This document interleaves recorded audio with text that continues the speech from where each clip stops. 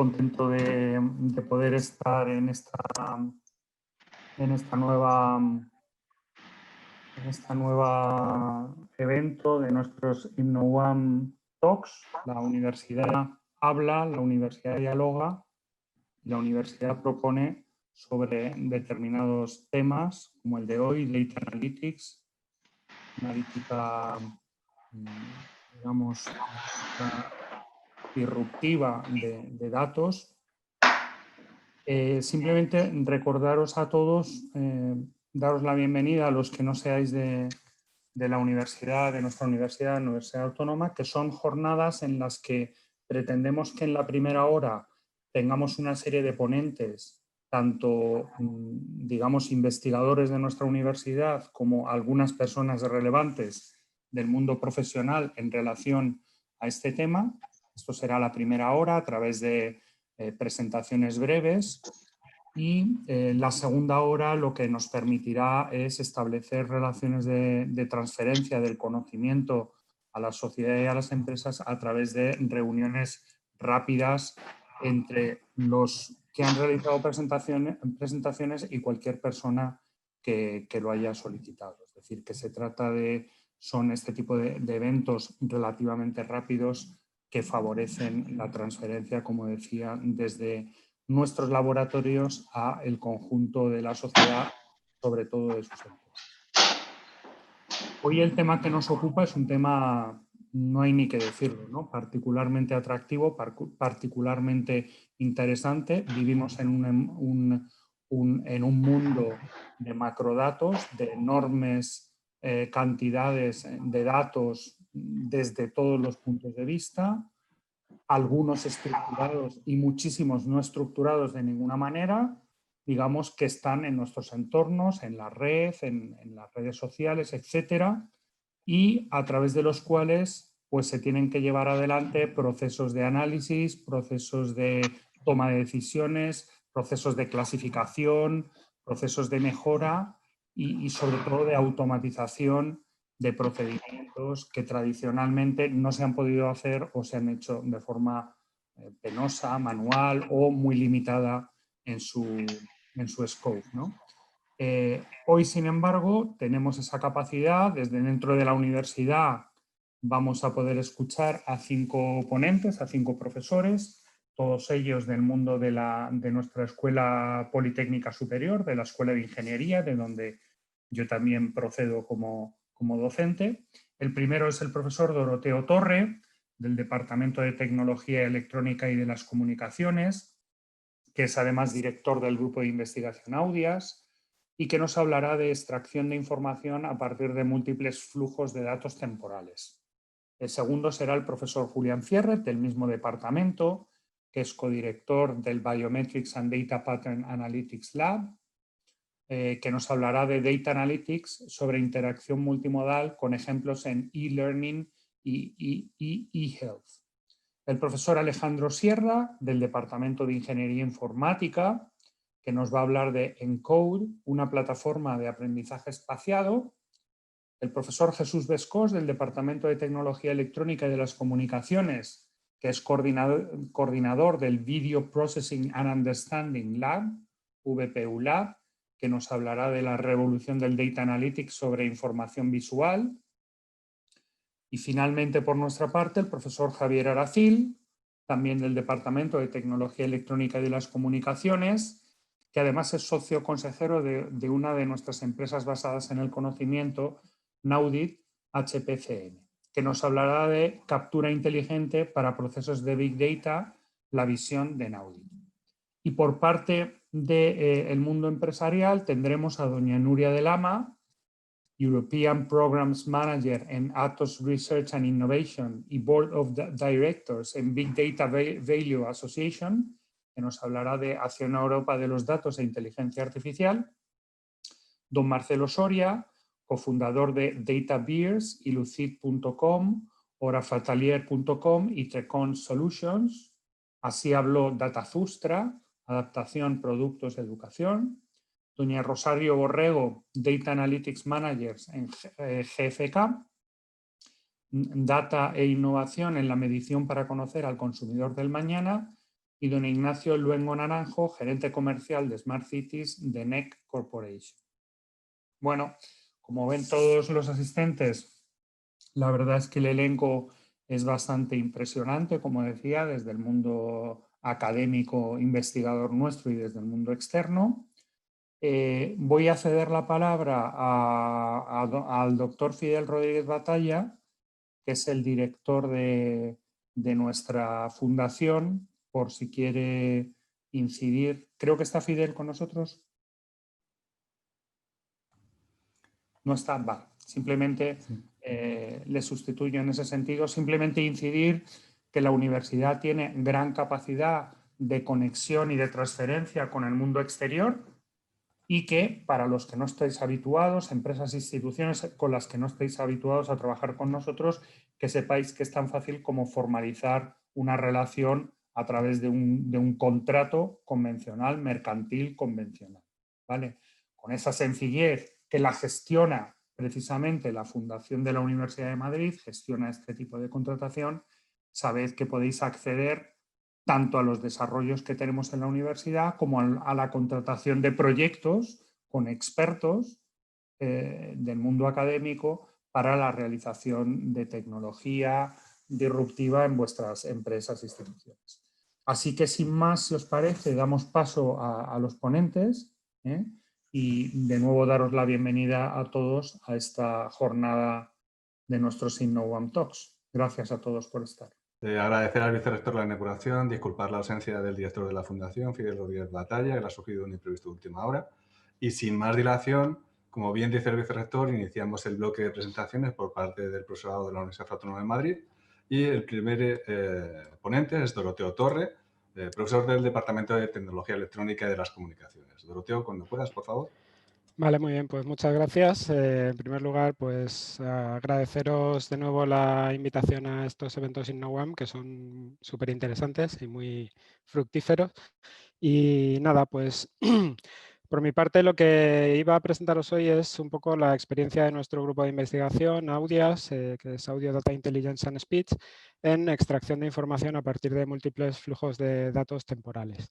Nuestro grupo de investigación es un grupo que tiene experiencia sobre todo en procesamiento de señales temporales, audio y habla, y últimamente hemos extendido esta experiencia a otro tipo de señales temporales. El otro fundamento básico de nuestro grupo es el aprendizaje automático que aplicamos a estos eventos. Y bueno, pues en cuanto a líneas de investigación y transferencia, obviamente una muy importante es el procesamiento de señales de audio y voz, donde hemos trabajado pues para empresas como Airbus, Garrigues, Telefónica. Y en las que me voy a centrar hoy es en procesamiento de otro tipo de señales temporales también, como señales de sensores industriales, en los que hemos trabajado para empresas como Enusa, Tecnatom y Airbus, y procesamiento y análisis de series financieras, donde hemos trabajado para ETS, Expert Timing Systems. Es una empresa de inversión cuantitativa. Más que presentaros técnicas, os voy a presentar pues ejemplos reales de aplicación que hemos desarrollado para estas empresas en distintos ámbitos, en detección de anomalías en procesos de fabricación, en detección de anomalías en operación de sistemas, en mantenimiento predictivo, es decir, en intentar predecir anticipadamente anomalías, en análisis de relaciones y predicción de variables complejas y en generación de datos sintéticos.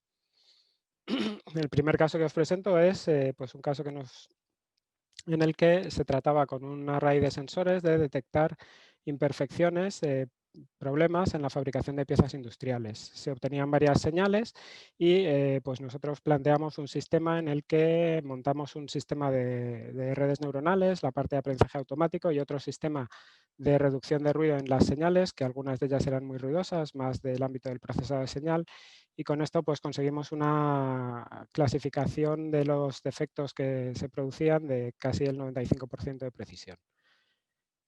Otro caso que os voy a presentar muy rápidamente, esto va muy rápido, luego si queréis entramos en más detalles en las reuniones, es un reto que plantea Airbus en detección de anomalías en series temporales de acelerómetros de helicópteros. Aquí Si analizábamos la señal en el dominio del tiempo, pues, que es la imagen de la derecha, no se podía obtener casi información, pero si aplicamos una técnica muy típica del audio, que es pasar al dominio tiempo-frecuencia, obteníamos la imagen de la derecha donde teníamos grandes regularidades y aplicando directamente una red neuronal convolucional, pues conseguíamos detectar en torno al 90% de anomalías sin falsas alarmas. Esto nos llevó a la posición sexta de unos 48 participantes en esta evaluación.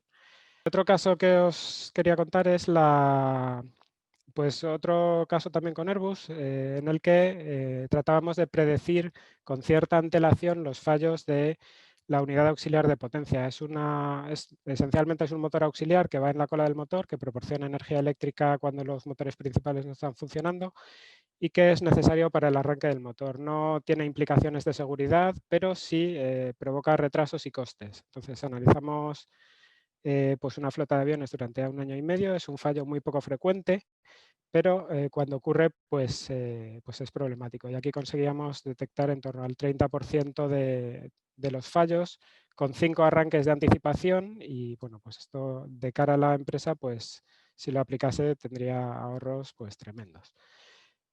Otro caso era con ENUSA, tratábamos de analizar, predecir unas variables de la química del primario de las centrales nucleares a partir de otras variables de control y extraer relaciones entre ellas. Para eso empleamos redes bayesianas dinámicas que predecían unas variables en función de otras, permitían extraer información acerca de relación entre variables y incluían la información temporal dinámica. Por último, y ya concluyo, el último ejemplo que os presento es en el ejemplo del trading cuantitativo. Aquí, obviamente, el trading cuantitativo necesita datos financieros para obtener modelos y el problema es que los datos son limitados, son solo de los datos históricos de los que disponemos, que pueden parecer muchos, pero realmente son muy pocos para entrenar modelos. Entonces, aquí lo que hacíamos es generar datos sintéticos o bien valores, digamos, artificiales que coincidían en forma que eran coherentes con los valores reales, o valores artificiales extrapolando a futuro. Obviamente no adivinamos el futuro, sino que planteamos escenarios posibles que permiten entrenar mejores modelos. Y nada, pues esto es todo. Básicamente, pues obviamente es posible extraer información valiosa para la toma de decisiones a partir de múltiples flujos de datos temporales. Nosotros lo hacemos combinando procesado de señales y se me ha ido para atrás. Bueno, procesado de señales y aprendizaje automático y en múltiples ámbitos y con distintos objetivos, ¿vale? Y nada, eso es todo. Muchísimas gracias y nada más. A continuación, pues si alguien está interesado en alguna cosa más, pues hablamos en las reuniones. Muchísimas gracias, Doroteo. Es el turno ahora de Julián Fierres, profesor también del Departamento de Tecnología Electrónica de las Comunicaciones de la Escuela Politécnica Superior. Adelante, Julián.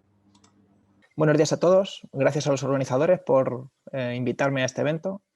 Vengo a representar al grupo de investigación Biometrics and Data Pattern Analytics Lab, que codirijo junto a Javier Ortega, el vicerrector de innovación. Somos un grupo con experiencia dilatada en todos los aspectos que tienen que ver con interacción multimodal de personas con dispositivos. Somos 4 profesores estables en la Escuela Politécnica Superior, 4 o 5 investigadores doctorales y postdoctorales y un batallón de estudiantes de grado y de posgrado. Tenemos una experiencia también amplia en proyectos públicos y relaciones con diferentes empresas, como se muestra en esta transparencia, todos ellos relacionados con sistemas biométricos y sus aplicaciones dentro de esquemas de interacción multimodal. Resaltar simplemente los 3 últimos en donde ahora estamos involucrados: Horizonte 2020, los 3 actuales, Prima, Trespass e IdeaFast. Los 2 de ellos, los 2 primeros en aspectos de privacidad y seguridad de sistemas biométricos y el tercero en aplicaciones biomédicas. Además, digamos, de investigación fundamental en tecnologías biométricas y sus aplicaciones, tenemos también una amplia presencia en foros tecnológicos. Muchas de las tecnologías que desarrollamos las convertimos tanto en demostradores como en tecnología transferible.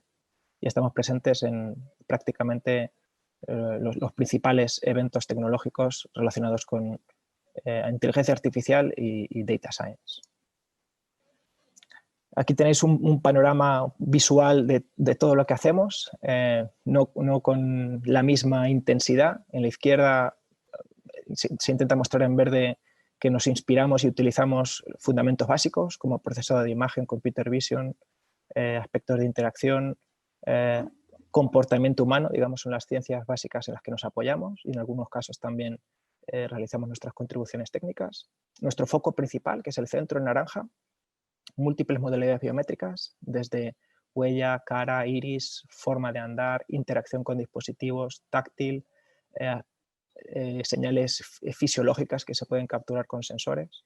Hacia la derecha, un conjunto de aplicaciones en donde nos hemos venido desarrollando y que han inspirado mucho de nuestra investigación en ámbitos forenses, de aplicaciones móviles, en el ámbito fintech y también en e-learning e e-health, que son las dos aplicaciones ejemplo que quería mostrar en concreto. En caso de e-learning, mostrar un proyecto que estamos desarrollando actualmente es el proyecto EDBB, Biometrics and Behavior for Education, en donde estamos desarrollando un sistema multimodal de captura de datos, suponiendo un estudiante que interactúa en un escenario físico de escritorio o móvil, con su teléfono móvil, en una sesión de e-learning. Capturamos todo el flujo de información que se origina en esta interacción multimodal, tanto como por la videocámara, tecleo, interacción con el dispositivo táctil, los sensores que pueden estar embebidos dentro del dispositivo como acelerómetro, etc. Y modelamos este flujo de información heterogéneo con diferentes objetivos para enriquecer esta sesión de aprendizaje. Podéis visualizar este proyecto u otros muchos parecidos para diferentes aplicaciones, en marketing, en seguridad. En este caso es un proyecto centrado en e-learning. ¿Qué analíticas generamos a partir de este flujo de información? Como ejemplos de información o de analíticas sobre estas interacciones. En primer lugar, reconocimiento e identificación facial, seguimiento de las personas y las caras que aparecen en ese flujo de información de vídeo, la dinámica del tecleo y la interacción con el ratón, en caso de haber ratón, o la interacción táctil en caso de haber pantallas, un seguimiento del estado facial, rotación, dirección de la mirada, atención, y con ese tipo de información y seguimiento se pueden generar analíticas interesantes o predicciones de aspectos como conductas anómalas, actividad, se puede enriquecer esa información que se extrae de la sesión de interacción y por tanto mejorar el aprendizaje. Estimación del pulso para detectar estados alterados del individuo cuando interactúa y también la mirada o la zona de atención del individuo. Digamos, estos son analíticas que se pueden generar a partir del flujo de vídeo y de señales capturados. El segundo ejemplo, muy rápido, mostrar un gran proyecto que estamos desarrollando ahora en nuestro grupo, denominado IdeaFast, en donde bueno, nosotros tenemos experiencia a partir de señales de escritura, escritura dinámica, analizar diferentes aspectos del comportamiento de la persona, identidad y comportamiento de la persona, y esto nos ha llevado a realizar investigaciones en seguimiento de enfermedades neurodegenerativas en función de esa información de escritura. Y esta experiencia en escritura estamos extendiéndola en este proyecto a otro tipo de información de interacción, en donde se va a capturar, estamos capturando información de sensores de movimiento, sensores en camas para analizar la información durante el descanso y en nuestro caso de la autónoma, la información táctil con dispositivos para hacer seguimiento de enfermedades neurodegenerativas. Y con esto concluyo. Gracias por su atención. Muchísimas gracias, Julián. Es el turno ahora del profesor Alejandro Sierra, del Departamento de Ingeniería Informática, también de la Escuela Politécnica Superior. Alejandro, por favor, cuando puedas, conecta cámara y micro. Muchísimas gracias a la oficina por invitarme a esta presentación. Debo decir que todo el mundo ha sido muy amable y la organización ha sido perfecta. Bueno, quería empezar haciéndoos, si consigo pasar, una pequeña pregunta. Seguro que todos vosotros y todas vosotras habéis cocinado un huevo frito en alguna ocasión. ¿Cómo sabéis que la cocción está teniendo lugar? Pues seguramente porque veis que aumenta la temperatura, porque la textura de la clara o de la yema cambian. Hablar delante de una audiencia, como estoy haciendo yo ahora, o delante de unos estudiantes en el formato de clase magistral, es como cocinar a ciegas. Yo no sé lo que está ocurriendo en este momento dentro de vuestros cerebros, solo puedo imaginarlo. Pues igual algunos o algunas de vosotras estáis pensando en la pandemia, en vuestra pareja, en la lista de la compra, yo qué sé. Quizás hasta algunos me estáis prestando atención, pero yo solo puedo imaginarlo hasta que os ponga a prueba. Y esta es la clave de la aplicación que os presento. Cuando nos ponemos a prueba es cuando descubrimos si el aprendizaje está teniendo lugar. Pero la magia es que cuando nos ponemos a prueba no solo comprobamos, como hacíamos con el huevo, si el fenómeno tiene lugar, el aprendizaje, sino que se produce aprendizaje. Desde hace muchos años, muchos metaanálisis demuestran que por el mero hecho de tomar un examen, por ejemplo, un simple examen de tipo test, se produce aprendizaje. No por haberlo preparado, que también, sino por el mero hecho de tomarlo.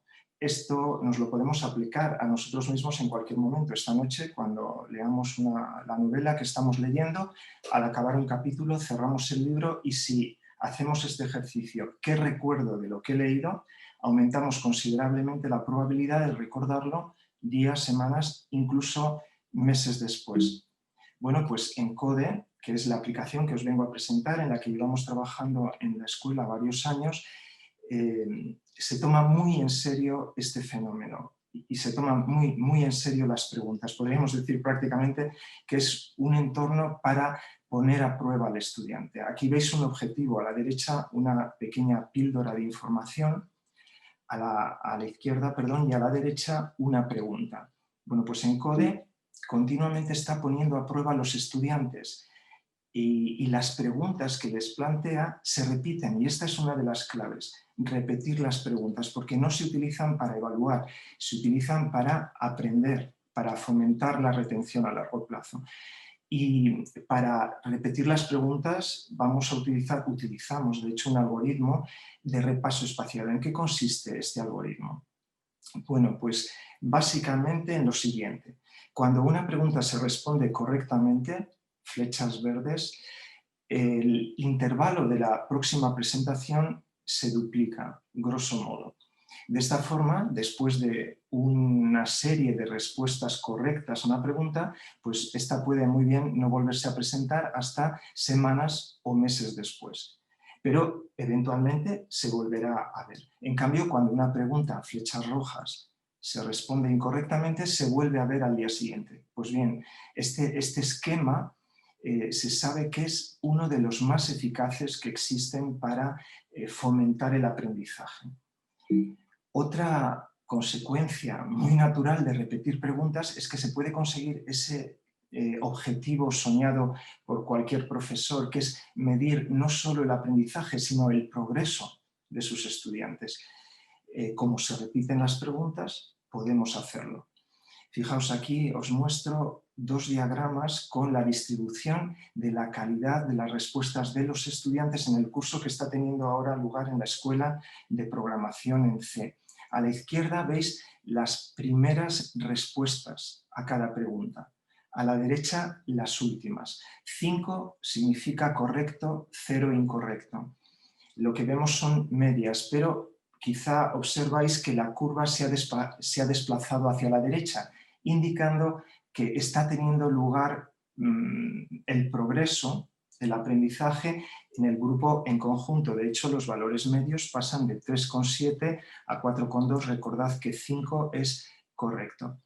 Bueno, pues esto es algo que está ocurriendo en este momento. En este momento están respondiendo preguntas los estudiantes. Bueno, pues muchísimas gracias por vuestra atención. Siento estos inconvenientes que ha habido y de nuevo pues charlamos luego si os apetece. Gracias. Muchas gracias, Alejandro, por tu intervención. Es el turno ahora del profesor Jesús Bescós, también del Departamento de Tecnología Electrónica y de las Comunicaciones de la Escuela Politécnica Superior. Adelante, Jesús, cuando puedas. Bueno, primero, gracias a ti, Iván, y a todo tu equipo, a Marta, Cristina, Carlos, por la organización del evento, muy bien organizado. Y bueno, paso a comenzar con mi exposición, breve exposición. Lo que quería contar es algo sobre la revolución, la que hemos vivido y la que vamos a vivir del análisis de datos sobre información visual. Bueno, la cuento desde mi perspectiva de miembro de un grupo estable de 7 profesores, doctores, ingenieros, que nos dedicamos al Image Processing y Computer Vision. Somos un grupo, llevamos pues 17 años en la Autónoma, haciendo investigación, transferencia y en particular me interesa mucho resaltar esta parte de formación. Bien, ya hemos visto que la captación de talento es un tema súper competitivo y en España no estamos en las mejores condiciones y entonces ya hace años que nos decidimos por, en vez de captar talento, formar talento y nos está dando muy buenos resultados. Bueno, ya metido en faena, quería resaltar esto, bueno, el gran impacto de las técnicas de aprendizaje profundo, en particular de las llamadas redes convolucionales sobre este ámbito. Esto comenzó, el punto de inflexión, hablamos del año 2012, cuando en una competición para reconocimiento de imágenes por su objeto principal, hablamos ahora de 15 millones de imágenes y de hasta 22.000 tipos de objetos a reconocer.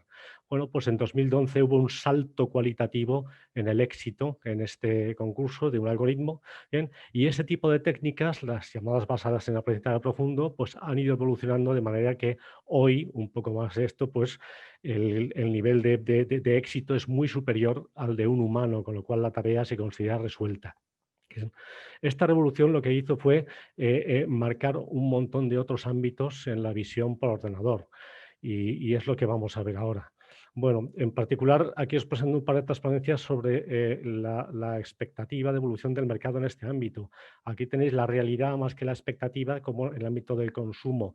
Ya esto se ha disparado, el número de aplicaciones que funcionan de computer vision sobre casos concretos. En otros, security, medical, robotics, pues lleva camino. Y aquí tenéis, bueno, pues conoceréis este tipo de diagramas de la consultora Gartner sobre perspectivas de evolución de tecnologías y cuando alcanzarán su madurez. Las que he subrayado en rojo son las que se espera que tienen que ver con esta presentación, que estén maduras en un plazo de 5 o 10 años.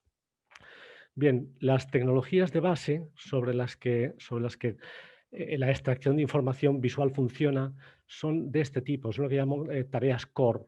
Bien, hablo de la posibilidad de segmentar objetos y identificarlos. Estos son tareas científicas que empiezan a funcionar muy bien y que son la base de todas las aplicaciones que hoy por hoy funcionan. Hablo de casos como este, el seguimiento, el tracking de vehículos en secuencias de vídeos, reconocimiento de escenas en imágenes, saber si esto es una sala de bolos, si esto es una sala de reuniones, si esto es un motel o si esto es una pista de patinaje o un bosque, ¿bien? O este tipo de evento, de challenge, de concursos para detectar qué acción se está realizando en una cocina a partir de la imagen de una cámara que lleva colgada esta persona. Si estoy friendo un huevo, si estoy limpiando un cacharro, si estoy... ¿bien? Bueno, a partir de estas tareas core, que es lo que llamo, pues es donde se han venido desarrollando pues, aplicaciones, que aquí comento algunos casos de uso, en los que nosotros en algunos pues hemos, bueno, no en este hemos estado implicados, pues el desarrollo de información falsa que hemos visto, ¿no? Que es muy difícil distinguir la realidad de lo que no es realidad.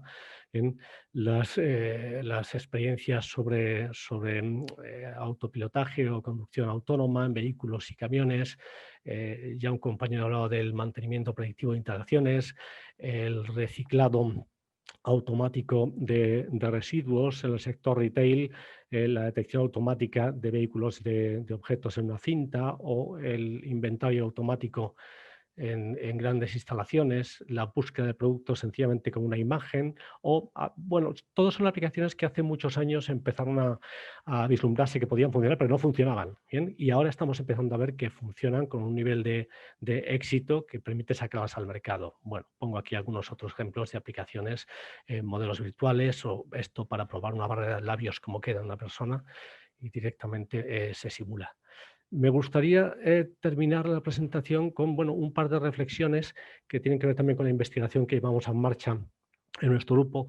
Una es sobre un mito, el mito de que para que todo esto funcione necesitas 1 millón de datos etiquetados sobre tu problema, es decir, de datos en los que viene la solución. Las alternativas a este mito, la primera ha sido el transfer learning, que es algo que se utiliza habitualmente. Si tú tienes una red entrenada para clasificar imágenes y lo que quieres es clasificar escenas, pues coges 1000 escenas y adaptas la otra red. Bueno, esto tiene unos sesgos grandes y en algunas áreas como la médica no es posible, no funciona. Nosotros aquí estamos en particular apostando por el aprendizaje no supervisado, aprovechándonos de la cantidad enorme de datos no etiquetados que hay. Y la otra reflexión con la que termino la presentación se refiere a un tema, yo creo, más preocupante, que es quién tiene la propiedad de los recursos computacionales. Bien, todos hemos visto la progresiva distribución y disponibilidad de recursos computacionales que hacen falta para ejecutar las aplicaciones. Bien, ahora está muy en el cloud computing, la idea es que vayan a la edge, al fog computing. Bueno, eso no es un problema. El problema, a mi entender, está en la progresiva concentración de los recursos computacionales que hace falta para desarrollar esas aplicaciones, es decir, para entrenar los modelos. ¿Bien? Y hoy por hoy estos recursos están en unas poquitas empresas o gigantes tecnológicos. Hablo de Facebook, hablo de Amazon, hablo de Instagram, hablo de Alphabet. ¿Bien? El entrenar modelos del estado del arte hoy por hoy es prácticamente imposible para cualquier institución pública. Y, por ejemplo, el análisis de vídeo, que requiere una cantidad de datos brutal, está fuera del alcance. Aquí hay muchos grupos ahora pues, trabajando en aproximaciones ligeras y alternativas a todo esto para intentar resolver este problema. Bueno, aquí acabo por hoy. Gracias por vuestra atención. Muchísimas gracias, Jesús. Muchas gracias a todos los ponentes de este primer bloque, donde yo creo que han quedado muy puestas en valor esas capacidades y ese conocimiento que ofrece la Universidad Autónoma de Madrid en estos temas tan diversos y con tantas aplicaciones, ¿no? Hemos visto aplicaciones en educación, en e-learning, en analítica de datos, para vídeo, etcétera, ¿no? Y continuamos ahora con el bloque de empresas, que vamos a concretar esa aplicación con los ejemplos de la innovación de las empresas. Yo soy José Tomás Romero, director de Innovación, Promoción y Transferencia de Conocimiento de la Fundación de la Universidad Autónoma de Madrid, y es un placer presentar a los siguientes ponentes. El profesor Javier Arracil también expondrá en este bloque al final, además con ese doble perfil de profesor y también hablando de una de las empresas. Y comenzamos con Nuria de Lama, European Program Manager de Atos Research and Innovation y además miembro del comité de dirección de la Big Data Value Association. Es un placer tenerte aquí. Adelante, Nuria, muchas gracias. Muchísimas gracias por la invitación, José. Es un placer estar aquí con todos vosotros. Como ha dicho, mira, se ve un poco mal la transparencia. Mi nombre es Nuria de Lama, trabajo como responsable de programas europeos en Atos Research and Innovation, que es el nodo de I+D+I de Atos en España. Trabajo a nivel europeo, de hecho estoy conectada hoy desde Bruselas, donde me he quedado bloqueada por el coronavirus, pero bueno, es un placer que tengamos todas estas tecnologías y podamos hablar juntos a pesar de todo. Mi presentación de hoy, como creo que es imposible en tan poco tiempo abarcar todo lo que hace la empresa, he decidido poneros simplemente una transparencia de lo que hace Atos, de las prioridades que tenemos en el departamento de I+D+I. Bueno, pues empiezo un poco con las prioridades que tenemos en Atos. No sé si todos conocéis a la empresa, somos una empresa enorme, tenemos unos 130.000 empleados distribuidos por todo el mundo y una de nuestras prioridades a día de hoy es ayudar a empresas de múltiples sectores en su camino a la transformación digital. Para ello utilizamos muchísimas tecnologías y lo que he decidido ha sido poneros aquí simplemente algunas que a día de hoy están en nuestro roadmap como las más importantes, como Edge Computing, Internet de las Cosas, Cloud, ciberseguridad, inteligencia artificial, Big Data y Analytics, que es un poco lo que nos trae juntos hoy aquí, y todos los temas de sostenibilidad, el aplicar todas estas tecnologías teniendo en cuenta pues, lo que es el Green Deal de la Unión Europea, temas de sostenibilidad, asegurar que somos respetuosos con el clima. Y una de las cosas que me parece especialmente importante es que Atos en los últimos años y actualmente está ayudando a muchas empresas a lo que es definir el espacio de información con el que tienen que trabajar. Creo que eso era algo que antes no era importante, pero a día de hoy los datos son básicos para la toma de decisiones y hacen que muchas de estas nuevas tecnologías cambien no solamente cómo hay que hacer las cosas, sino qué cosas hay que hacer. Dentro de lo que es el departamento de I+D+I, donde estoy trabajando yo, tenemos una unidad específica de Data Analytics y otra de Inteligencia Artificial.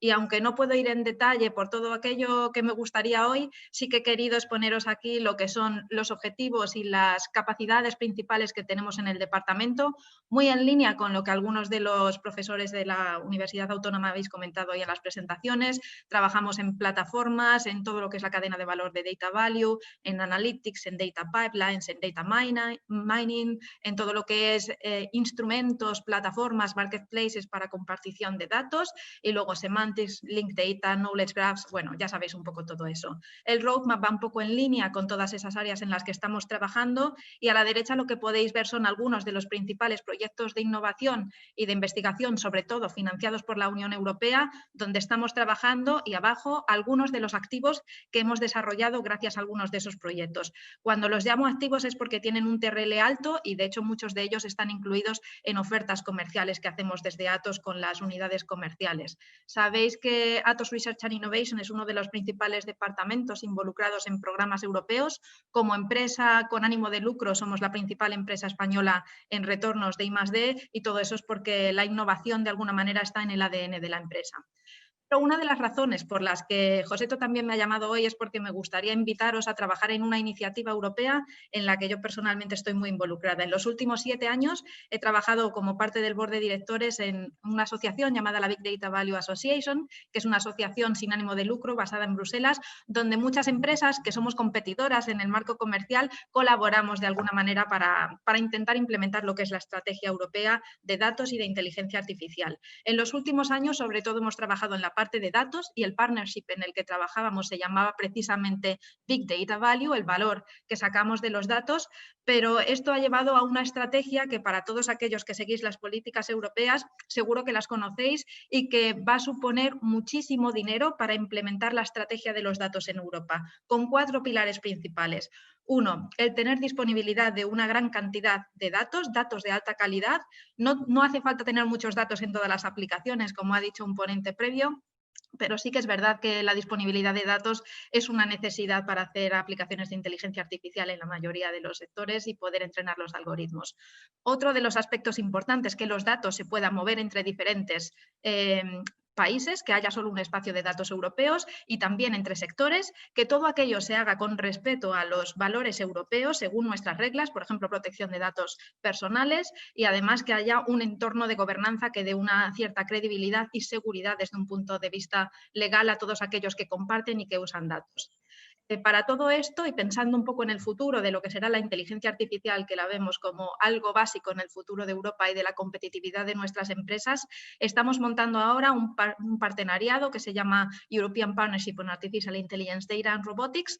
Es una iniciativa donde estamos trabajando con las principales alianzas de inteligencia artificial europeas como ELIS, EuroAI, también con la Asociación Europea Eurorobotics y la Big Data Value Association que he mencionado anteriormente. Hemos publicado ya varias versiones de lo que es la Agenda Estratégica de Investigación y de Despliegue en Inteligencia Artificial y que podéis descargar desde la página que os he incluido aquí en esta transparencia. Es importante, pues ya veo que está también, al trasladarla a vuestro sistema se ha estropeado un poco la transparencia. Básicamente lo que estamos intentando trabajar con empresas como Siemens, SAP, bueno, pues todos aquellos principales players en ICT, en inteligencia artificial, en robótica en Europa, también académicos, así es que si la Universidad Autónoma no está incluida, pues os invito a que os unáis con nosotros a esta iniciativa. Es intentar que Europa sea un poco independiente en algunas de aquellas tecnologías que consideramos clave, entre ellas, por supuesto, la parte de datos, inteligencia artificial y robótica, intentar que las empresas europeas tengan una mayor capacidad de liderazgo, desarrollen tecnologías de alta calidad y luego también fomentar la adopción de todas estas tecnologías en diferentes sectores de aplicación, porque finalmente si la tecnología per se no es nada, si no se pone en entornos operacionales y puede servir para que las otras empresas consigan también sus objetivos. Y aunque en esto no tengo tiempo para ir en detalle, sí que quería incluir esta transparencia para que os hagáis un poco una idea de algunos de los aspectos que hemos incluido en el partenariado. Aquí veis, por ejemplo, el framework que consideramos nosotros que habría que trabajar en inteligencia artificial. Veis que además hay aspectos que han sido mencionados por ponentes anteriores, no solamente técnicos, sino también de generar las capacidades, el acceso a datos y también la formación de las personas que serán capaces de utilizar todas estas tecnologías y ponerlas en valor. Y veis un poco cuál es la estructura de pilares en los que estaremos trabajando en los próximos años. Este partnership ya ha recibido de alguna manera la bendición de la Comisión Europea y bueno, esperamos que tenga una financiación bastante elevada y que a partir del 2021 permita financiar un portfolio de proyectos que espera que sean mucho más poderosos aún de lo que hemos conseguido en la iniciativa de Big Data, que a día de hoy tiene unos 50 proyectos en funcionamiento y bueno, de los que estaré encantada de hablaros y luego tenemos una reunión bilateral. Una vez más, pues os invito a que os unáis con vosotros. Si no conocéis la iniciativa, por favor, poneros en contacto conmigo. Será un lugar donde se generen muchísimos proyectos de investigación para los próximos años. En el siguiente programa marco, que como sabéis se llama Horizonte Europa, y también en el programa Digital Europe, que estará mucho más orientado a lo que es el despliegue de la tecnología y no tanto la I+D. Y como soy de alguna manera la persona responsable en Atos de todos estos proyectos, pues bueno, estaré encantada de trabajar con todos vosotros en los distintos aspectos que han sido mencionados también en las anteriores presentaciones. Para cualquier otro aspecto más comercial de Atos también podéis contactar conmigo y podemos ir mucho más en detalle en cada uno de esos pilares que mencioné anteriormente. Con esto yo creo que concluye la presentación. Muchísimas gracias por vuestra atención y bueno, espero veros luego. Aquí tenéis mis datos de contacto en cualquier caso. Muchísimas gracias, Nuria. Gracias por todo tu trabajo en esta Big Data Value Association desde hace años y este trabajo por venir además en un campo que bueno, en inteligencia artificial es crucial. Tenemos en la Universidad Autónoma un conocimiento muy profundo en inteligencia artificial con nuestros grupos de investigación, no solo en la propia inteligencia artificial, sino en esos campos de aplicación, ¿no? Esa aplicación a medicina, tenemos una facultad de medicina, esa aplicación a educación, tenemos también facultades específicas, con lo cual, perfecto. Muchísimas gracias además por la conexión desde Bruselas y seguimos en contacto porque seguro que tenemos esas colaboraciones. Gracias a vosotros. Muchas gracias. Pasamos a continuación al siguiente ponente, Marcelo Soria Rodríguez, cofundador de Datavirs, ilucid.com, orafatelier.com y Trecone Solutions, que nos va a hablar su ponencia, así habló de Datazustra, adaptación, productos y educación. Adelante, Marcelo. Bueno, creo que tienes ya micro y cámara abierto, perfecto, así que todo tuyo. Muchas gracias. Muy bien, muchas gracias. Muchas gracias a todos por la invitación. Parece que los datos se han convertido en una especie de filosofía incontestable en el mundo empresarial en los últimos años y yo quería, bueno, hablar sobre algunas reflexiones que me he ido encontrando yo en mi carrera a lo largo de proyectos tanto en grandes empresas a nivel internacional como en pequeñas startups, ¿no? Entonces arranco y para eso me apropio de Zaratustra y me lo retransformo en Datazustra, ¿no? Para hacer ese pequeño juego de la filosofía. Entonces, vamos a ver qué tal. Sobre la optimización y toma de decisiones. Al fin y al cabo, este mantra de que los datos mejoran la toma de decisiones es el que impera últimamente en el mundo empresarial, ¿no? Como decíamos antes, todas las empresas ahora mismo están subiéndose a esa evidencia que es que efectivamente un mejor conocimiento del contexto en el que estás operando te puede llevar a tomar mejores decisiones. Lo que pasa es que típicamente se aborda ese asunto siempre desde un punto de vista de optimización de procesos típicamente llevados por la necesidad del cortoplacismo que impera en la gran mayoría de empresas. Lo que pasa es que lleva muchas veces a un fenómeno que creo que se parece mucho al fenómeno de lo que en modelo de Machine Learning se llama overfitting, que es cuando tienes un conjunto de datos de entrenamiento y creas un modelo que es perfecto para los conjuntos de datos de entrenamiento, pero que después no funciona tan bien para otro tipo de problemas. Entonces, lo que estás para datos que no son eso. Es decir, tú puedes optimizar mucho tu empresa para hacer con datos el proceso A, pero cuando las circunstancias cambian, el proceso A ya no te sirve tanto y lo que has dedicado muchos recursos en hacer deja de funcionarte bien. Entonces, se produce esta necesidad de encontrar un equilibrio entre la optimización y la adaptación, entre el optimizar mucho tus procesos empleando datos, pero sin pasarte, porque cuando lo haces estás generando rigideces y estás impidiendo adaptarte a una cosa que es cambiante siempre, que es el entorno en el que estamos. Entonces, yo creo, una de las reflexiones que he ido viendo a lo largo del tiempo es que siempre compensa tratar de dedicar ciertos recursos a generar adaptación. Generar adaptación, al fin y al cabo, significa pues, tratar de entender el contexto. No solo hacer una predicción de lo que va a pasar para ya tomar una decisión, sino entender qué conexiones tengo a mi alrededor. Y entender qué conexiones tengo a mi alrededor tal vez no me optimice un proceso en este momento, pero sí puedo detectar nuevas oportunidades o sí puedo detectar nuevos riesgos que de otro modo no voy a poder ver si solo estoy generando una optimización de todos mis procesos, ¿no? Tiene que ver con encontrar adyacencias y tiene que ver también con tratar de formular preguntas y no tanto tratar de dar respuestas, ¿no? La personalización es un caso típico de utilización de datos en productos donde pensamos que estamos adaptando nuestro servicio al cliente porque y eso pensamos que es una adaptación, pero en realidad lo que hacemos es optimizar más todavía nuestro producto para cada cliente, pero en realidad nuestro producto no es tan adaptable a otras circunstancias. Entonces, también quería hablar sobre la incertidumbre y sobre las predicciones en tiempos inciertos. Con todo esto de los datos, bueno, tenemos modelos que son muy buenos para predecir lo que va a pasar cuando hacemos lo de siempre. Si siempre compramos en el mismo supermercado, es muy fácil que un modelo sepa que nuestra siguiente compra va a ser en el supermercado. Pero con un entorno cambiante como es el actual, nuestra toma de decisiones hacia el futuro, bueno, en general es emocional y de lo emocional no tenemos datos de lo que ha pasado y ahí no sabemos discernir muy bien qué es lo emocional y qué es lo racional.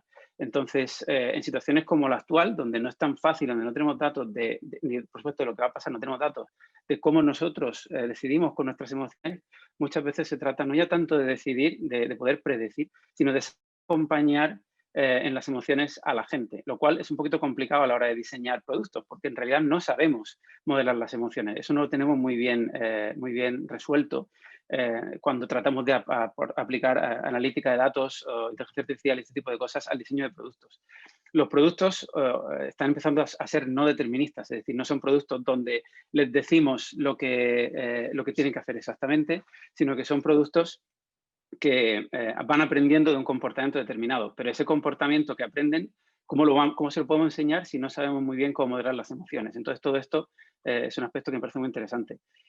Para poder también enfrentarse a la incertidumbre, creo que es necesario volver a venir a esta cuestión de optimización versus adaptación. Y creo que los productos que utilizan inteligencia artificial también podrían ayudarnos mucho a entender que el contexto en el que estamos en realidad no podemos predecir. Una especie de herramienta socrática que me enseñe que no sé nada, tal vez sea la mejor forma de adaptarme a una situación determinada, ¿no? Productos que aprenden de lo que yo les enseño, pero que también me enseñan a mí a afrontar eso. Eso me parece que es muy interesante. En los productos estos con datos también se ve una cosa, y es que los algoritmos, al darnos determinadas predicciones o determinadas recomendaciones, parece que nos allanan mucho el camino, ¿no? Y nos impiden que nosotros nos enfrentemos a una realidad. Y yo me pregunto, ¿estamos acabando con la capacidad de pensamiento crítico? ¿No podríamos hacer algo en esas plataformas de datos, en esos productos masivos que utilizamos todos los días, que utilizan datos, para tratar de fomentar un poquito más el pensamiento crítico como oportunidad de educación? Y es una reflexión que lanzo un poco al aire. Siempre, al final, todo me lleva un poquito a esta tensión entre la optimización y la adaptación. La optimización nos lleva, o sea, la vemos mucho en esas plataformas digitales en la forma de la economía de la atención, donde un Facebook, por ejemplo, lo que trata es de tener nuestra atención todo el rato y todo el rato nos da lo que queremos para que sigamos ahí. Y esto, al fin y al cabo, nos mete en un círculo de certidumbre. No tengo que enfrentarme a algo nuevo. Sin embargo, un producto que me ayude a hacer frente a un mundo cambiante tal vez tenga que crear fricciones controladas, tal vez tenga que sorprenderme, ayudarme a explorar y demás. Y para eso tenemos que tener un enfoque un tanto diferente a la hora de utilizar los algoritmos. Y por último, y como breve también quizás recolección de todo lo que he estado diciendo, cómo enfrentarse a los nuevos caminos, a los caminos que estamos creando. ¿Qué significa crear un producto empático? Necesitamos eso, esos productos que me tienen que acompañar en las emociones. ¿Cómo vamos a poder modelar esas emociones? Tenemos que crear nuevos conjuntos de datos que nos permitan empezar a entender eso, aparte ya de que hay una ciencia muy grande de toma de decisiones que trata de entender incluso qué son las emociones a nivel en nuestro cerebro. Una forma que creo que es muy interesante de poder abordar todo esto es que además de añadir lo de ciencia, tecnología, ingeniería y matemáticas a todos los currículums que tienen que ver con ir creando estas cosas, hay que añadir otras como el arte, porque el arte nos permite explorar lo intangible y expresar lo inexpresable con esas otras cosas. Con tecnología y con matemáticas no puedo expresar algunas cosas que quizá con arte sí, y me permite entender mejor de qué manera tengo que acercarme a esos usuarios. Por último, todo tiene que llevarnos a cuestionar, no solo a dar respuestas, que es ese uso optimizador en la empresa, sino a ayudar a la gente, ayudar a las empresas y a los usuarios a cuestionarse las cosas. Y esto fue lo que habló el famoso Datazusta. Muchas gracias. Muchísimas gracias, Marcelo, por tu exposición. Muy interesante todo este tipo de aplicaciones y de ámbitos que incluso pueden ir a la toma de decisiones en ámbitos como el artístico que comentabas, ¿no? Muy interesante. Continuamos con Rosario Borrego, Digital Analytics Manager en GFK. Nos va a hablar, Rosario, de data e innovación en la medición para conocer al consumidor del mañana. Muchísimas gracias por acompañarnos, Rosario. Veo que tienes ya micro y cámara abiertas, así que adelante. Todo preparado, micro y cámara abierto y nada, agradeceros a vosotros la disposición y toda la preparación de este evento, hasta donde hemos llegado súper interesante, no solo bien organizado, pero muy interesante y que, bueno, aprovecho la ocasión también para hacer incluso un seguimiento de la ponencia que acaba de hacernos Marcelo Soria, un poco al hilo de algunos de los argumentos que nos ha dicho, en los que hay determinados cambios en nuestros comportamientos, en los procesos, en los procedimientos que llevamos a cabo, que nos hacen que todo lo que tenemos como predecible y como futurible a veces se nos queda un poco corto y tenemos que adaptarnos, ¿no? Nosotros desde GFK estamos trabajando muy focalizado en los últimos 5 años, estamos muy focalizados en la medición centrada en el usuario y en el consumidor para conocer todos sus comportamientos y también muy focalizados en el entorno digital. En el entorno digital es algo muy cambiante y algo que nos genera también una data muy importante. Generamos un rastro digital con cada acción, con cada movimiento de nuestro smartphone, con cada interacción que realizamos y eso aporta una información muy rica para comprender al consumidor y para incluso intentar predecirlo. Lo cierto es que estamos en un momento que esa capacidad de predicción en todas las compañías pues nos ha quedado un poquito corta, ¿no? Al menos en este 2020.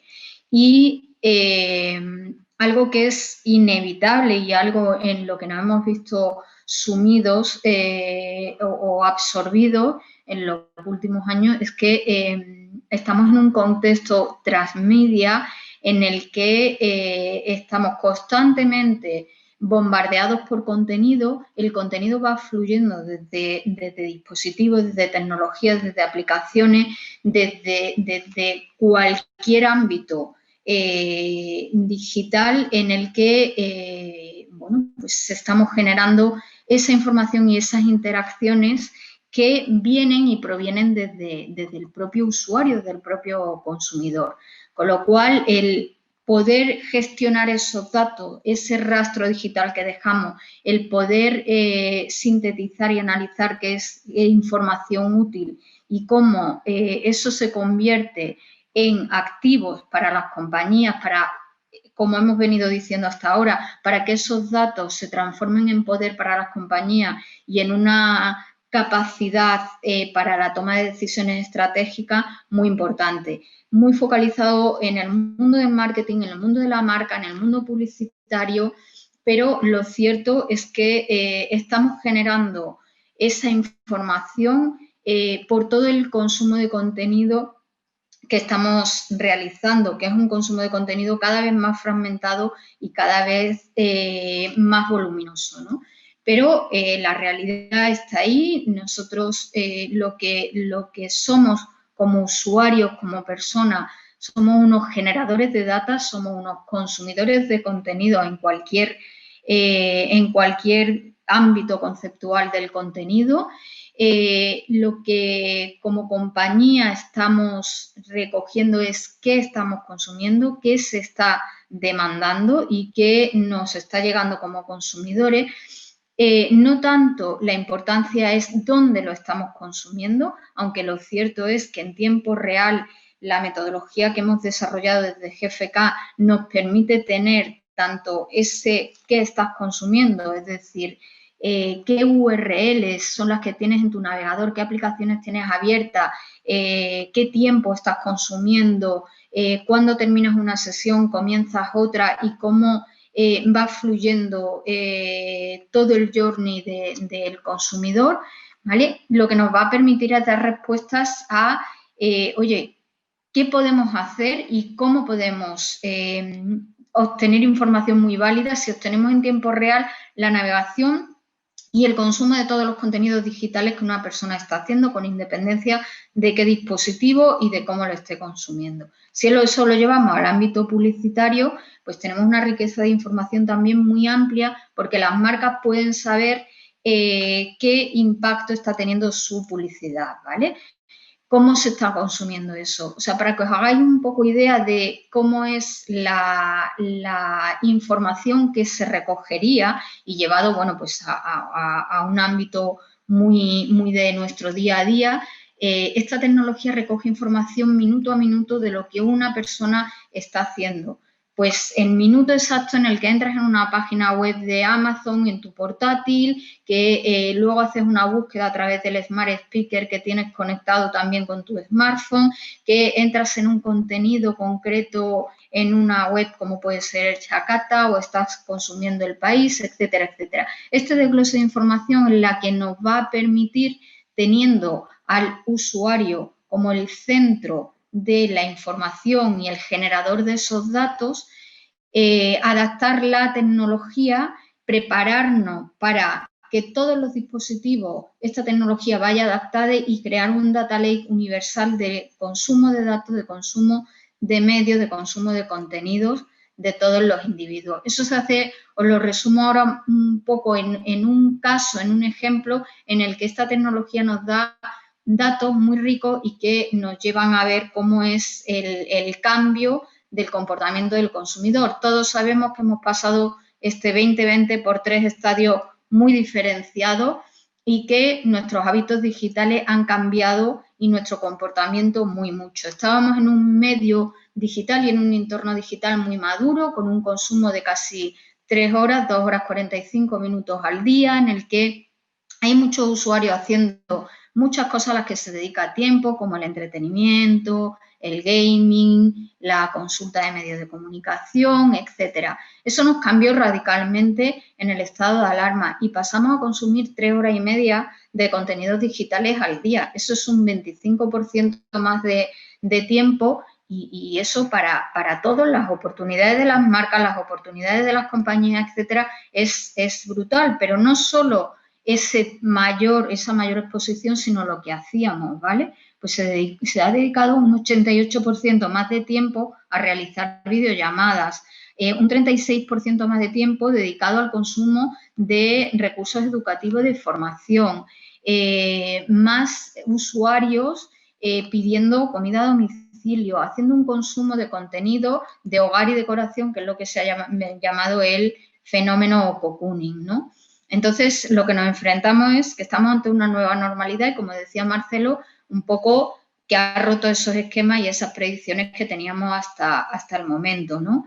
Con temas como, oye, es que estamos mucho más hiperconectados en este momento de nueva normalidad que incluso antes, en el inicio del año, en el que estamos viendo que el consumo de video on demand ha irrumpido cuando ya se consideraba algo medianamente consolidado y plataformas como Netflix, Amazon Prime Video, Filming han llegado a tener unos incrementos y una cantidad, usuarios adicionales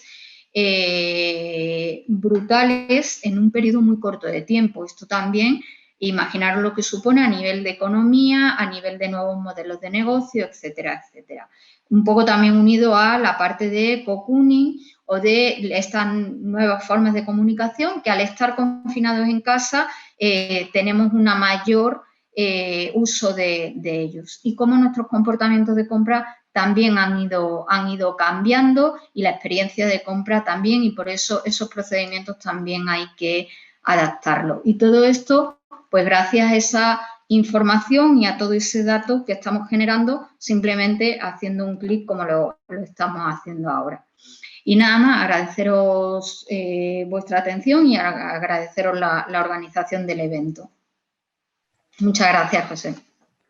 Muchas gracias, Rosario. La verdad es que, igual que en otras ponencias se destacaba, ¿no?, ese uso del Data Analytics para los procesos internos, ¿no?, de las empresas, para la detección de anomalías. También hemos destacado la parte más investigadora y esas estrategias europeas, ¿no?, con Nuria. Así que, Rosario, tu ponencia, la de Marcelo, hace enfoco en esa parte de usuarios y de Data Analytics enfocado a consumidores, que desde luego es probablemente una de las que más interesa a las empresas, sobre todo con un enfoque comercial hacia usuario final. Así que muchísimas gracias por tu ponencia y vamos ahora con Ignacio Luengo, gerente comercial de Smart Cities de Net Corporation, que te agradecemos muchísimo, Ignacio, estar aquí, además para hablar sobre este ámbito tan grande, ¿no?, de Smart Cities, donde se genera una cantidad enorme de datos y donde se pueden hacer muchísimas cosas y bueno, encantados de tenerte y deseando escuchar tu ponencia. Ya veo con micro y cámara encendida, así que adelante.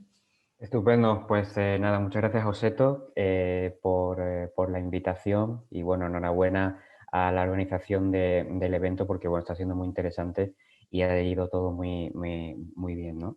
Yo quería comentar, que en la breve ponencia acerca de Data Analytics en el ámbito de los territorios y las ciudades inteligentes.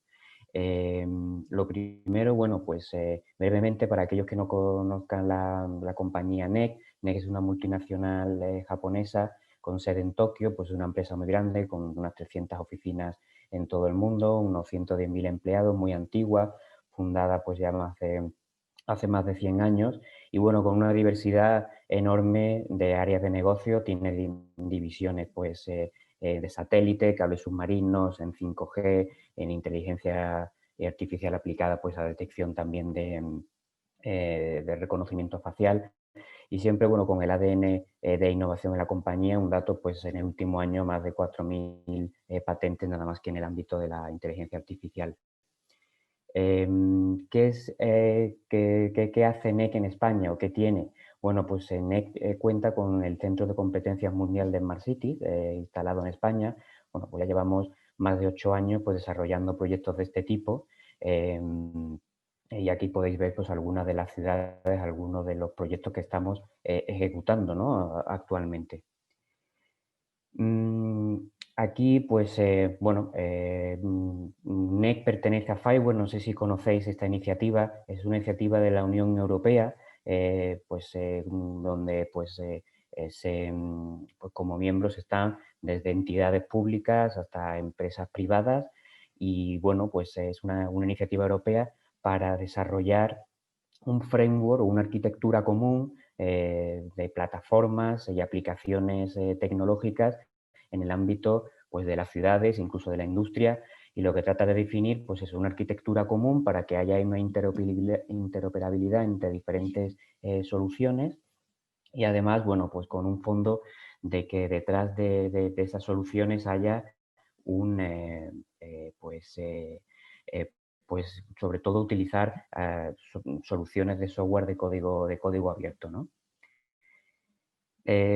La plataforma FIWARE de NEC es una plataforma, un software que en este tipo de proyectos de ciudades y territorios inteligentes es normalmente pues, el núcleo central en donde pues, llegan a confluir pues, todos los datos, ¿no?, que se quieren tomar desde iniciativas que en el propio proyecto pues, se despliegan, como puede ser la sensorización de contenedores de residuos o la sensorización también de edificios públicos, la temperatura, humedad, etcétera, de sistemas de agua, bueno, con una complejidad también muy grande. Y de sistemas existentes. Esta plataforma, pues siguiendo pues, la arquitectura que nos marca FIWARE en diferentes capas, una capa de adquisición, otra de conocimiento, bueno, pues aquí se captan los datos, aquí se pues establece, pues se extrae la información relevante, como veis aquí hay un módulo dedicado a Business Intelligence, otro también a análisis predictivo, y después se trata de mostrar o hacer accesible esta información a través de la capa de interoperabilidad, a través de un API para que terceros se puedan conectar y ponerla también a disposición a través de las interfaces de usuario, pues con unos cuadros de mando, ¿no? Diseñados específicamente para los clientes. Detrás de estas, módulos, ¿no? Más abstractos, deciros también que veáis que hay tecnologías, casi todas, la mayoría de estas tecnologías son basadas en código abierto. Entre ellas, pues siguiendo también el modelo FireWare, hay algunos protocolos para buscar una estandarización de comunicación entre cada uno de esos módulos o capas para buscar esa estandarización e interoperabilidad. Y bueno, pues aquí veis algunas herramientas de las que usamos en estos proyectos.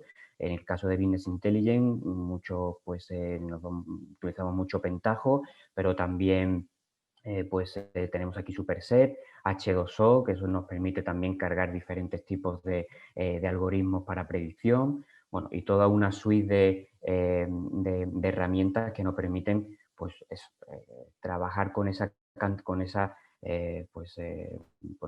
datos que se generan los proyectos de sistemas que se implementan y de sistemas existentes. Aquí tenía algunos casos de uso, justo había actualizado la transparencia ayer por la noche, pero creo que no ha dado tiempo todavía a cargarla.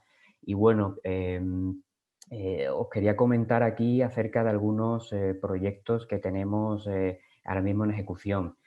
Por ejemplo, este caso de uso que es relativo pues, al sistema de aguas es el que tenemos en la ciudad de Alicante ahora mismo, en donde bueno, pues hay toda una sensórica que se ha desplegado para la red de abastecimiento de agua, también el consumo, también un seguimiento de los partes que dan los usuarios, y todo eso, pues se capta toda esa información para que pues llegue a un centro de operaciones y intentar que el servicio de mantenimiento pues sea con antelación a que se haga, buscar una antelación a que ocurra la falla, ¿no? En cuestión. Después también este caso, por ejemplo, el caso de uso 2 es el que tenemos en la ciudad de Lisboa, donde también estamos con ello, con nuestra plataforma, una integración de más de 200 sistemas, y aquí pues se recolecta muy diversa información del tráfico a través de cámaras, a través de espiras que tienen ellos en las vías, ¿no? en las calles, para medir pues, la ocupación de estas, y entonces pues, tener una visión de qué es lo que ocurre en el tráfico de la ciudad. También, por ejemplo, nos llega información de Waze, y redistribuir este tráfico influyendo en el sistema, en el control de semafórico, y también en algunas carreteras que hay pues, de pago, para incluso tener cierto dinamismo en el precio, ¿no? Según queramos pues, librarnos de ciertos atascos o no. Y después, este es el caso de uso 3 que os quería comentar del proyecto que tenemos en Diputación de Córdoba. Ese es un proyecto a nivel provincial, y bueno, pues ahí, desde la que os pongo aquí, es medir el consumo eléctrico, sensorizar edificios públicos midiendo su consumo eléctrico, temperatura, humedad, y también pues, datos externos, como pueden ser las condiciones climáticas, de ocupación, para, bueno, pues tener un módulo de análisis predictivo de cómo se va a comportar el consumo dependiendo de diferentes variables, y también para, bueno, pues optimizar ese coste. Al final esto nos lleva incluso a diseñar nuevas políticas de apagado de equipos, de temperaturas de aire, de las calefacciones, aire acondicionado en los edificios, etcétera.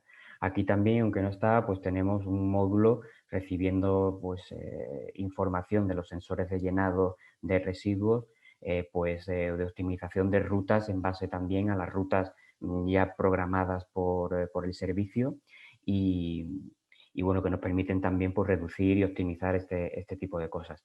Bueno, aquí una pincelada de estos proyectos que tenemos. Son mucho más complejos, darían para toda una sesión de 1 hora, pero bueno, cualquier cosa pues hablamos ahora en un rato. Muchas gracias. Muchísimas gracias, Ignacio. La verdad es que si hemos visto aplicaciones industriales, aplicaciones para usuario final consumidor, estas aplicaciones en Smart Cities que tienen que ver con la administración, ciudades o diputaciones, como el último caso que nos has contado, es súper interesante y además te agradezco haber traído también la temática de Fireware como una de las grandes iniciativas, junto con la Big Data Value Association, que hemos tenido hoy también aquí, grandes iniciativas europeas en temas de datos, en temas de TIC y en temas de, bueno, pues, cruciales para este mundo digital y que son súper potentes, con lo cual es un lujo teneros aquí y poder comentar sobre estos proyectos y abrir estas oportunidades de colaboración. Continuamos con este bloque y además lo cerramos con el profesor Javier Aracil Rico del Departamento de Tecnología Electrónica y de las Comunicaciones de la Escuela Politécnica Superior de la Universidad Autónoma de Madrid y que además es socio consejero de Naudit, con lo cual tanto el bloque de ponentes de la Universidad Autónoma como de empresas, bueno, pues aquí confluyen y nos va a hablar de captura inteligente para procesos de Big Data, la visión de Naudit. Un placer tenerte, Javier. Veo que tienes también microcámara encendido. Adelante. Pues muchas gracias, José. Muchas gracias por invitarme. Realmente un evento muy interesante y yo creo productivo para todos. Yo simplemente voy a dar 4 pinceladas sobre lo que se hace en Naudit, que es una empresa de base del conocimiento de la Universidad Autónoma de Madrid, de la Pública de Navarra, que ya lleva 10 años en funcionamiento, pequeño milagro, trabajando para grandes empresas dentro de España y también en Latinoamérica, en México, Guatemala, Colombia y creciendo el negocio dentro de este área. Lo que nosotros vimos es que la situación actual es que existen un gran número de fuentes de datos dentro del ámbito de los data centers y de las redes de comunicaciones y de la nube donde nos movemos, que tienen datos o bien redundantes, o incompletos, o con formatos distintos, o confidenciales, y existe el paradigma de volcarlo todo directamente a un sistema de almacenamiento masivo, incluso de alta velocidad, donde uno tiene que hacer indexado para después mostrar las cosas en un dashboard muy rápidamente. Nosotros creemos que esta no es la solución más óptima. Por ejemplo, estos son datos sucios, entre comillas. Aquí tenemos 2 líneas de log. Es un stat de un fichero en una máquina. Y las dos, si os fijáis bien, pues son la misma. Se han producido a lo mejor 2 veces ese stat en el mismo segundo y esas se pueden resumir en una sola. De manera que este ejemplo, que es absurdo, reduce la carga en un 50%. Para reducir esa carga y para poder optimizar los sistemas que luego la van a procesar y la van a visualizar, que son caros, uno tiene que entender bien cómo funcionan los que producen esta información y qué registros están produciendo. Y es que en análisis de datos pues no hay muchos milagros. O uno dedica un tiempo a estudiar los datos o a veces obtiene resultados que son obvios. Y nosotros pensamos que la parte más importante de todo este proceso no es tanto la herramienta, sino ese análisis inicial que optimiza el dato y que a continuación lo vuelca dentro de las herramientas que hacen el análisis y que hacen la visualización, de modo que el ingeniero no es solo la cadena de transmisión de una herramienta, ve un gráfico y dice el semáforo está en rojo, sino que hace el análisis de los datos, los vuelca en la herramienta ya refinados y los resultados son muchísimo mejores. Es precisamente lo que nosotros ofrecemos en el mercado, un enfoque diferente basado en el conocimiento y en el preprocesado de los datos, no en el volcado directo, y todos los equipos que realizan ese volcado inteligente. Por ejemplo, nosotros hacemos volcado inteligente en redes a 100 gigabits por segundo. En ese tipo de redes lo que tenemos son 50 o 60 millones de eventos por segundo. Esto es mucho más que cualquier problema de Big Data tradicional. Cada segundo 50, 60 millones de eventos y al siguiente segundo otros 50, 60. Procesa eso, ¿no? Procésalo, por ejemplo, utilizando infraestructura de la nube, que ahora está muy de moda, ¿no? Por ejemplo, una solución con Synapse en Azure o con Amazon o con Google y llévale 50 o 60 millones de eventos por segundo. Bueno, pues seguro que estarían muy contentos de que les llevaras ese tipo de información porque el coste sería absolutamente brutal. Lo que nosotros hacemos es esos 50 o 60 millones de paquetes por segundo que están llegando por ahí, los resumimos de manera que realmente llegamos a extraer aquella información que es significativa, ya mucho más resumida, y es eso lo que finalmente volcamos, ¿no?, a sistemas de almacenamiento masivo. Por lo tanto, pensamos que el dato se debe enfocar al resultado y no al revés, no el dato como el dato. No se deben hacer grandes inversiones, cuidado en los proyectos donde se produce un volcado masivo, porque al final los costes simplemente se pueden disparar. Para eso hay que hacer inversión en análisis, tener buenos analistas, no solamente lo que son las herramientas, esto es lo que nosotros ofrecemos, esa componente de análisis junto con las herramientas necesarias para hacer el procesado. Y